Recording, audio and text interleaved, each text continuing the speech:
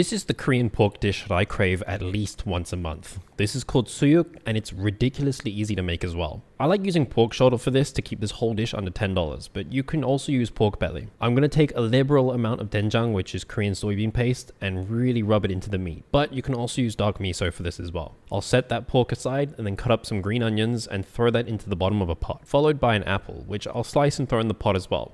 But a pear, a pineapple, or any similar fruit will work too. I'll lay the meat over the top of the green onions and apple, and then at this point you can add a little water or stock. But another option is to add a can of Coca-Cola or Pepsi, whichever side you're on. And then close the lid and set this simmering for anywhere between 30 minutes to an hour, depending on how thick your pork is. While that pork is simmering, I'm going to pick some Napa cabbage leaves and give them a quick rinse and then cut them into bite-sized pieces. And then I'll also thinly slice some fresh garlic and a chili. Now once that meat is done cooking, I'll remove it from the pot and let it rest for a bit, which should make it a little easier to handle while I cut it into thin slices. I'll plate that up with the garlic, chili, and then the Napa cabbage leaves I cut up. And then on the bed of Napa cabbage, lay a piece of pork, a slice of garlic and chili, and then top it off with a dab of samjang. And if you're anything like me, once you start eating this pork with the cabbage, garlic, chili, and samjang sauce, the only thing that will stop you is physically being too full to eat more.